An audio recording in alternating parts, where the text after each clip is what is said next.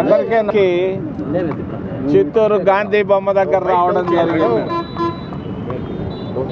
ముఖ్యంగా బ్యాంకులు, రెండవది వర్గీకరణ,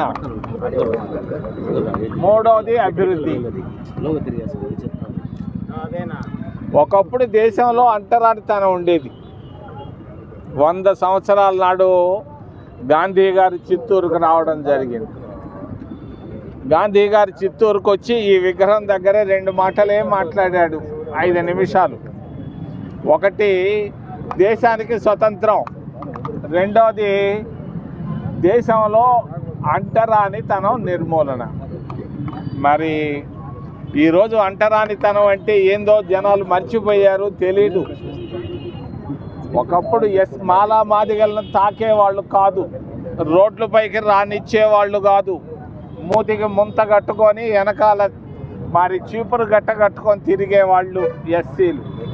అటువంటి ఎస్సీలకు ఈరోజు దేశంలో రిజర్వేషన్లు తీసుకొని వచ్చింది కాంగ్రెస్ పార్టీ, మహాత్మా గాంధీ గారు, జవహర్లాల్ నెహ్రూ, అంబేద్కర్ గారి కృషి వల్ల.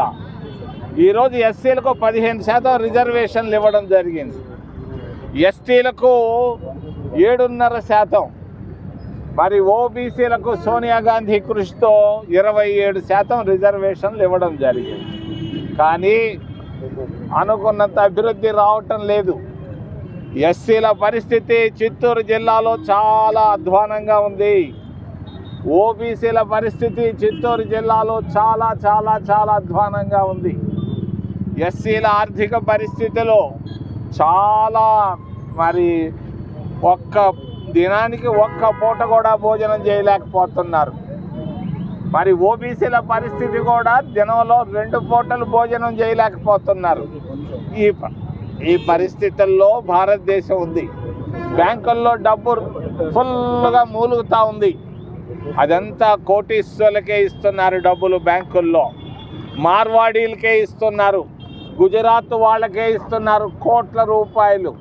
మొన్న ఒక ఆయన 45,000 కోట్ల రూపాయలు అప్పు తీసుకున్నాడు ఒక్క వ్యక్తి.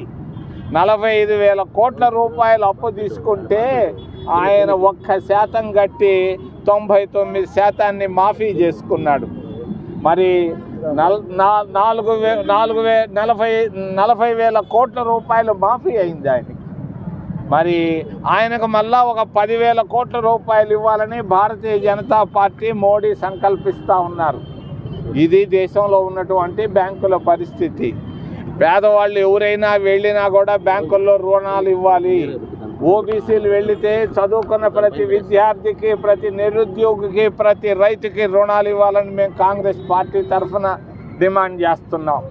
మరి ఎస్సీ వర్గీకరణ పైన మన చిత్తూరుకు వచ్చిపోయాడు ఒక ఆయనకు అంటరానితనం అంటే తెలియదు.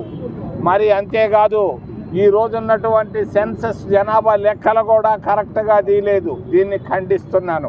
వెంటనే చంద్రబాబు నాయుడు ఈ దళితుల ముడ్డిలో ఏలు పెట్టకుండా దళితులని వదిలిపెట్టి న్యాయం చేయమని నేను చిత్తూరు గాంధీ బొమ్మ దగ్గర నుంచి డిమాండ్ చేస్తూ, ముఖ్యంగా అభివృద్ధి.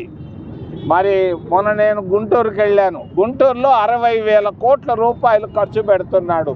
ఎందుకు? రాజధాని కొరకు. మరి చిత్తూరు జిల్లాకి ఏం చేసావయ్యా? 15 సంవత్సరాలు ముఖ్యమంత్రిగా ఉన్నటువంటి చంద్రబాబు నాయుడు ఒకప్పుడు చిత్తూరు, ఈరోజు చిత్తూరు. 15 సంవత్సరాల్లో నువ్వు కనీసం ఒక్క వీధినన్నా అభివృద్ధికి తీసుకొచ్చావా అని నేను అడుగుతున్నా. ఏం చేశావు చిత్తూరుకి? వెంటనే 60,000 కోట్ల రూపాయలు అక్కడ ఖర్చు పెట్టకుండా చిత్తూరుకి టౌన్కి ఒక 1,000 కోట్ల రూపాయలు ఇవ్వాలని నేను కాంగ్రెస్ పార్టీ తరఫున చంద్రబాబు నాయుడుని డిమాండ్ చేస్తూ, మరి వర్గీకరణ ఆపాలి. ఆ చిత్తూరుని, అన్ని జిల్లాలని, రాయలసీమలో ఉన్న ప్రతి జిల్లాని అభివృద్ధికి తీసుకురావాలి. అంతేకాకుండా మరి బ్యాంకుల్లో ప్రతి పేదవాడికి లోన్లు ఇవ్వాలని డిమాండ్ చేస్తూ ఏదైనా ప్రశ్నలు ఉంటే మిమ్మల్ని